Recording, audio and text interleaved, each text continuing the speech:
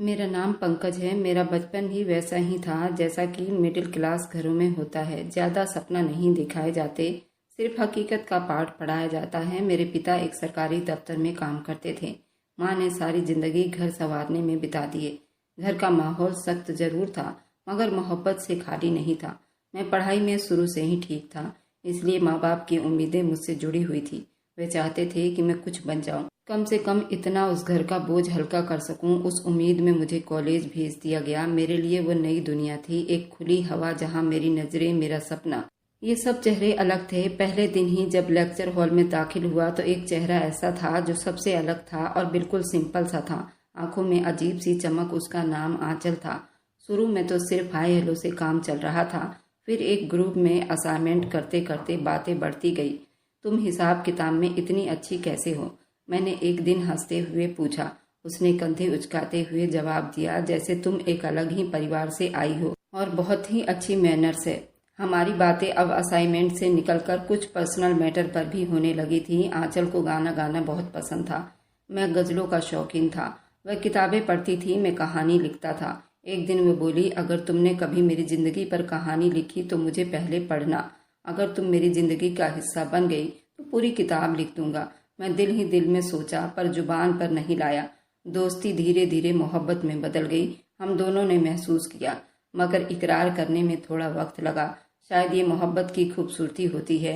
आवाज से पहले आंखें बोलती है, महसूस से पहले चुप्पी जन्म लेती है। एक शाम जब कैंपस की छत पर बैठे सूरज को डूबता देख रहे थे, मैंने कहा, आंचल तुम्हारे बगैर सब कुछ अधूरा लगता है। उसने धीरे से मेरी तरफ देखा, फिर मुस्कुराकर कहा, तो पूरा कर लो ना सब कुछ।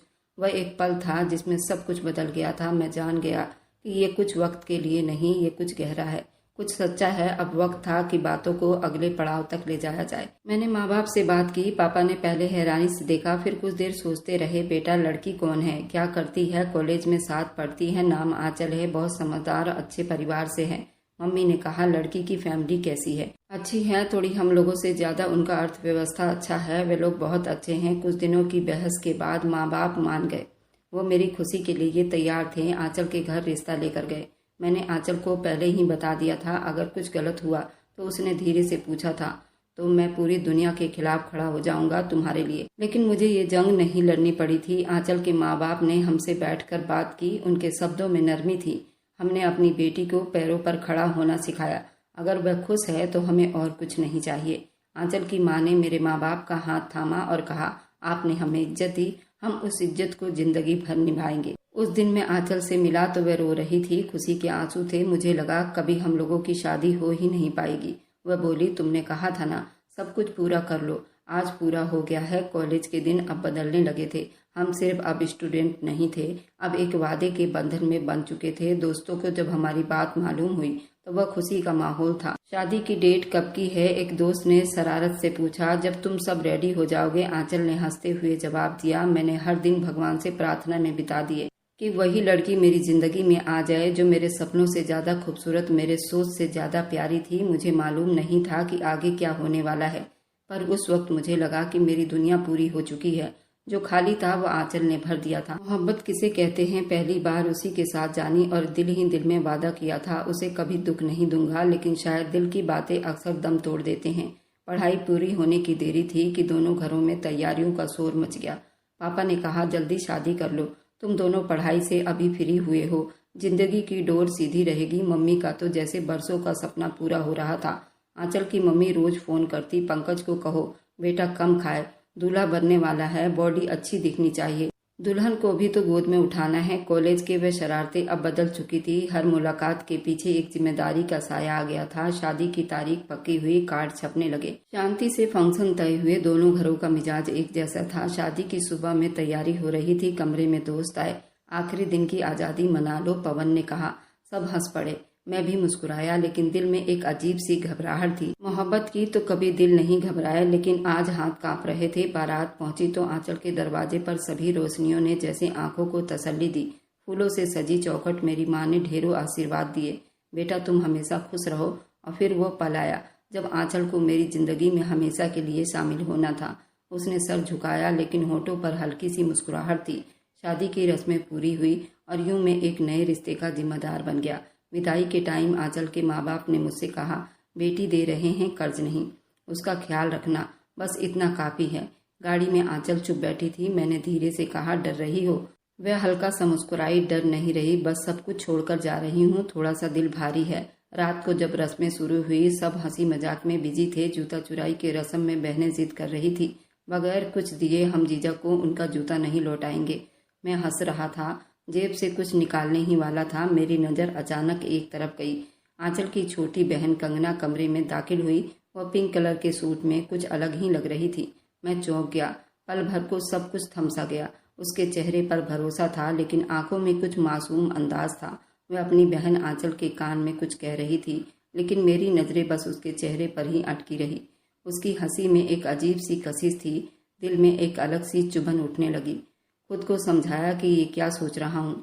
आज तुम्हारी शादी है लेकिन जो पल आंखें चुराना सिखा दे वह उम्र भर दिमाग में नक्श रह जाता है। क्या हुआ? आंचल ने धीरे से पूछा। कुछ नहीं, बस थक गया हूँ, मैंने नजरें चुराते हुए कहा। रात देर तक रस्में चलती रही। कंगना बार बार सामने आती रही, कभी हंसती कभी बहन के लिए कुछ ला रही होती।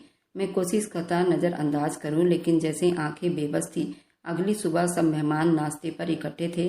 मैं आंचल के साथ बैठा था। कंगना साथ वाली कुर्सी पर आई। जीजा जी ये जूस पीजिए, मैं खुद बनाकर लाई हूँ। मैंने गिलास पकड़ा और एक पल को उसके हाथ से हाथ टच हुआ तो अजीब सा करंट लगा। आंचल ने मुस्कुराकर कहा, कंगना हर काम में माहिर है, आपको वक्त नहीं लगेगा उसे पसंद करने में। ये बात शायद मजाक में कही गई थी लेकिन मेरे दिल में जैसे तीर बनकर चुभ गई थी। दोपहर को आंचल और मैं कमरे में थे। वह तस्वीर निकालकर दिखा रही थी। ये कंगना की पैदाइश के वक्त की तस्वीर है और ये हमारी फैमिली ट्रिप की। मैं कोशिश कर रहा था कि ध्यान आंचल पर रखूं लेकिन हर तस्वीर में कंगना मुझे अपनी तरफ खींच रही थी। वह 2 दिन बाद वह पल था जिसमें दोस्त रिश्तेदार सब जमा थे। मैंने देखा कंगना हर एक से बड़ी प्यार से मिल रही थी। मैंने अपने दोस्तों से बात कर रहा था लेकिन मेरी नज़रें बार बार उसी के तरफ उठ रही थी। आंचल और मैं नए घर में शिफ्ट हो गए, नई जिंदगी की शुरुआत हुए लेकिन कंगना का ख्याल दिल से निकलने का नाम ही नहीं ले रहा था।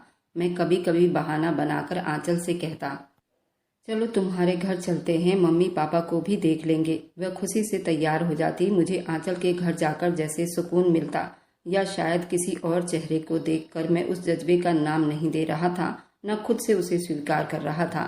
लेकिन यह भी सच था, एक नई कशिश मेरे अंदर धीरे धीरे जन्म ले रही थी। बस वह दिन मेरी नई जिंदगी की शुरुआत थी लेकिन शायद नई जिंदगी सिर्फ आंचल के साथ नहीं, किसी और की झलक भी उसमें शामिल हो चुकी थी। ऐसी खामोशी थी जो बड़ी चुभती थी और बड़ी खतरनाक थी। शादी के बाद जिंदगी में जैसे अब कुछ मामूली लगने लगा था। आंचल सुबह जल्दी उठ जाती, नाश्ता बनाती, मुझे ऑफिस के लिए ये तैयार करती। मैं कुछ देर अखबार पढ़ता, फिर चाय के कप के साथ हर दिन की हेडलाइन खबरें पढ़ता। शाम को वापसी पर वह अक्सर दरवाजे पर मेरा इंतजार करती हुई नजर आती, जैसे हमारे बीच मोहब्बत की वही ताजगी बरकरार हो। लेकिन यह सब एक सिस्टम सा लगने लगा था, उसमें वो मजा नहीं था। एक दिन इत्तेफाक से आंचल ने कहा, मम्मी का फोन आया था, वो कह रही थी कभी चक्कर लगाओ। ये सुनकर जैसे मुझे बहाना सा मिल गया। मैंने जल्दी कहा, चलो अगले दिन कहीं घूमने चलते हैं, तुम भी मम्मी को याद कर रही होगी। हाँ, और कंगना भी, उसके फाइनल ईयर चल रहे हैं, तुमसे नोट्स मांगने आई थी। मैंने सर हिला दिया।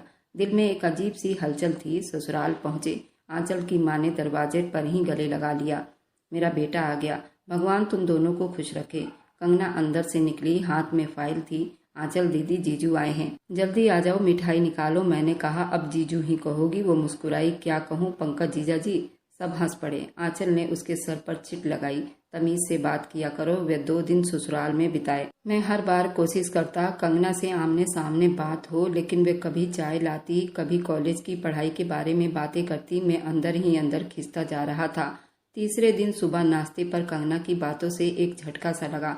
मम्मी परसों पापा के दोस्त की पत्नी आई थी, दिवाली के बाद मंगनी तय करने के लिए बात कर रहे थे। आंचल की माँ ने मुस्कुराकर कहा, हाँ, पुराना वादा है, अब वक्त आ गया है कि पूरा करें।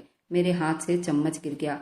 सबने चौंक कर देखा। मैंने जल्दी कहा, गरम चाय था। लेकिन असल जलन मेरे दिल में हुई थी। उस रात सोने के बाद नींद नहीं आई। दिमाग में एक ही सवाल गूंज रहा था, जतिन कौन है? क्योंकि मैंने अगली सुबह जाते हुए आंचल से कहा, कंगना की मंगनी कब की फिक्स हुई है? बचपन से वादा है, पापा के दोस्त के बेटे से सब कुछ रस्में निभाना है, कंगना राजी है? मैंने हिचकिचाते हुए पूछ लिया। आंचल ने हैरानी से देखा, क्यों ना हो, वह खुद भी कहती है कि जतिन उसे पसंद है। मुझे जैसे किसी ने अंदर से मुक्के मारे हों। आंचल को कुछ मालूम नहीं था, लेकिन मैं खुद से उलझने लगा। कभी कभी इंसान किसी और की खुशी देखकर अपनी नाकामी का एहसास करता है, लेकिन मेरी नाकामी गलत थी।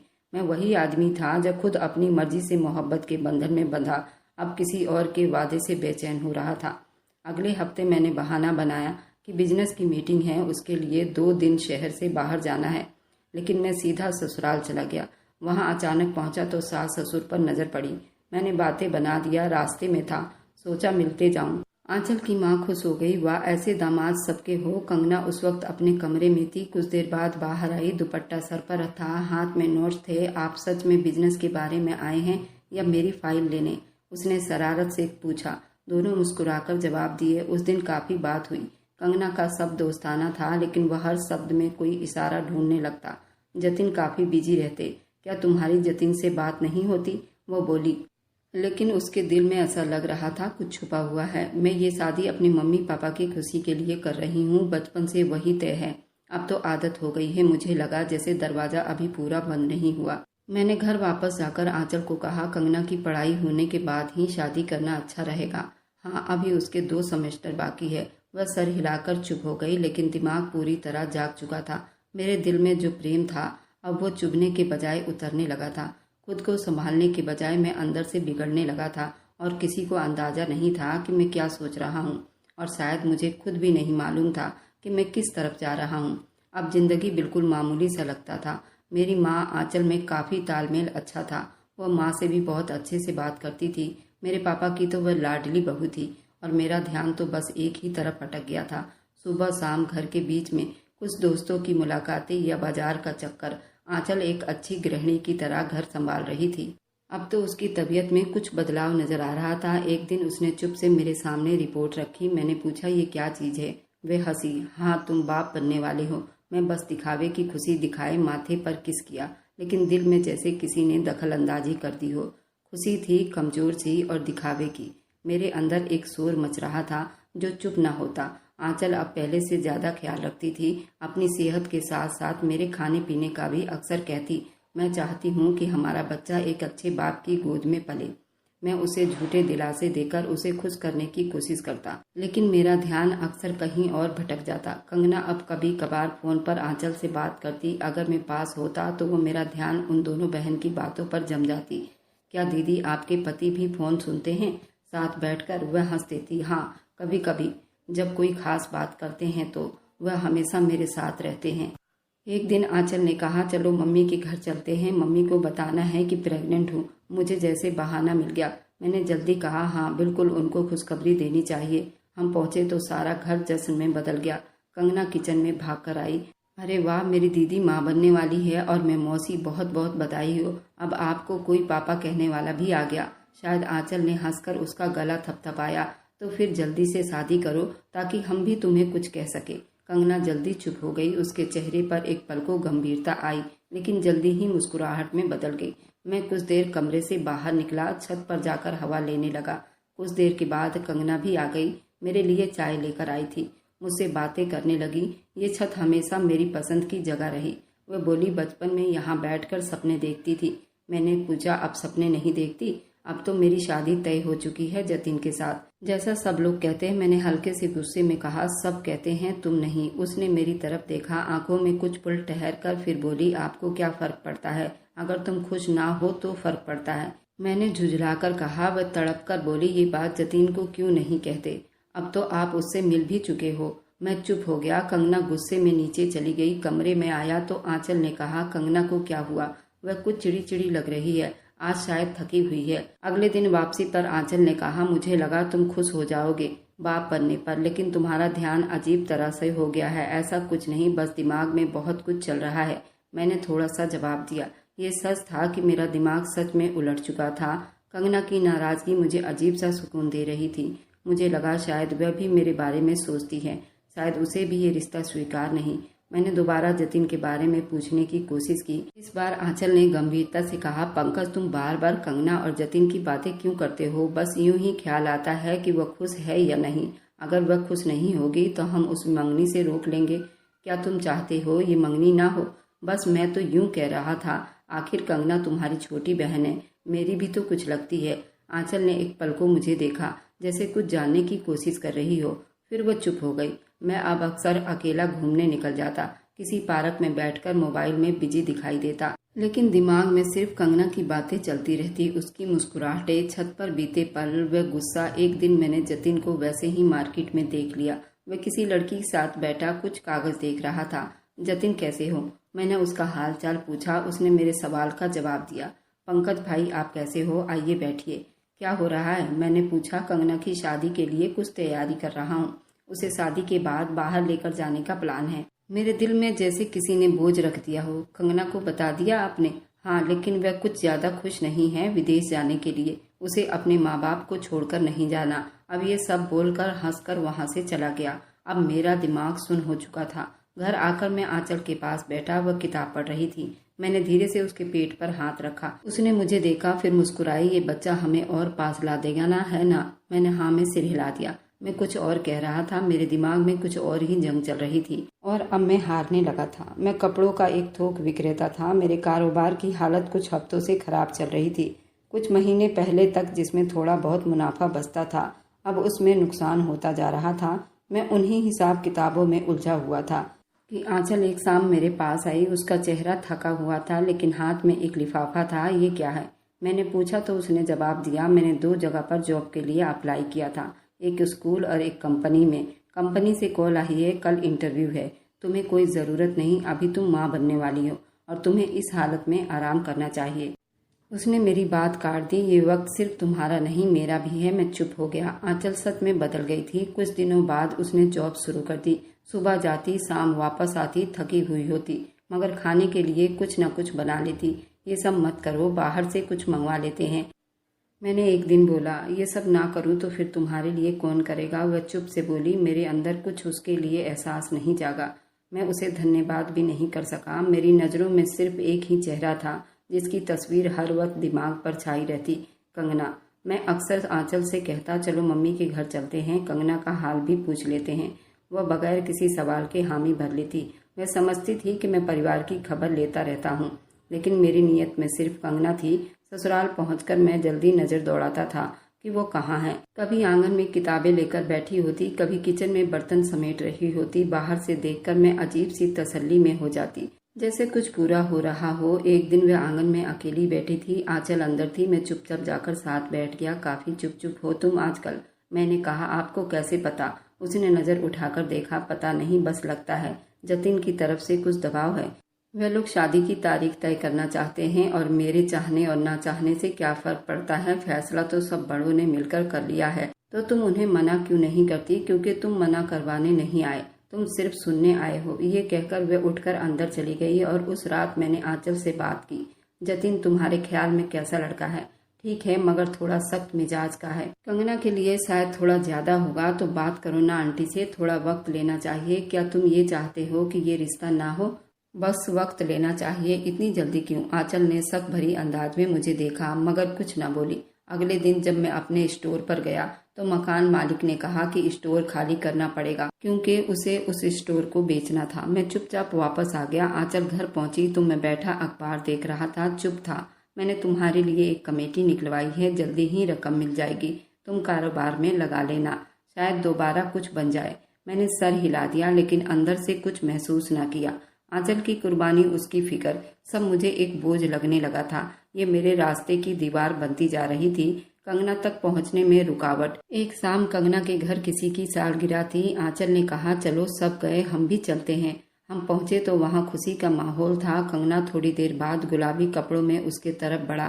क्या बात है, आज बहुत बिजी हो? बिजी नहीं, बस बचने की कोशिश कर रही हूँ, उसने हंसकर कहा। किससे बचना मुश्किल हो रहा है? वह कहकर आगे बढ़ गई। मैं उसका शब्द लेकर देर तक सोचता रहा। अब मैं हर पल किसी ऐसे इशारे के इंतजार में रहता जो मुझे यकीन दिला दे कि कंगना भी मुझे चाहती है या नहीं। कारोबार, परेशानी, आंचल की हालत सब बेकार लगने लगे थे। मेरी आंखों में कंगना की पट्टी बन चुकी थी जिसमें सिर्फ एक ही चेहरा था और बाकी सब चेहरे, सब रिश्ते धुंधले पड़ने लगे थे। मैं बदल चुका था, ये बदलाव सिर्फ मैं जानता था। बाकी सबकी नजरों में वही पंकज था, एक पति, एक बाप बनने वाला इंसान, लेकिन अंदर से मैं सिर्फ कंगना का कैदी बन चुका था। और ये कैद शायद अब उम्र भर के लिए होने वाली थी। सुबह दफ्तर जाने के बहाने में अक्सर पार्क में जाकर बैठता। दफ्तर की कुर्सी खाली थी लेकिन दिमाग में एक और ही हिसाब किताब चल रहा था। एक ऐसा आइडिया जिसे शायद मैं पूरा करना चाहता था और ना ही उसे दिल मानने को तैयार था। ये एक लंबी उलझन थी जिसमें एक तरफ मेरी पत्नी का चेहरा था जो थकन और कुर्बानियों से पूरा था और दूसरी तरफ वह इच्छा जो अब पीछा छोड़ने को तैयार नहीं थी।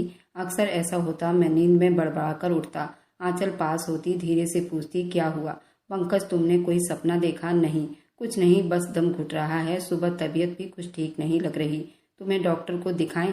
नहीं, सब ठीक है, बस नींद पूरी नहीं हुई। ये नींद, जमीर, सब कुछ बोझ लगने लगे थे। कंगना की मंगनी की तैयारी में सभी परिवार वाले लगे हुए थे और मैं एक चुप्पी के साथ तमाशा बना हुआ था जो अंदर ही अंदर कुछ और सोच रहा था। एक दिन आंचल ने कहा, मम्मी कह रही थी कि कंगना की शादी की तारीख फाइनल कर लेते हैं। जतिन के माँ बाप चाहते हैं अगले महीने शादी हो जाए। मैंने चौंक कर पूछा, इतनी जल्दी क्यों? तुम्हें क्या ऐतराज है? नहीं, ऐतराज नहीं, बस वह अभी पढ़ रही है ना। जतिन बाहर जाना चाहता है, उससे पहले शादी करके उसे साथ ले जाएगा।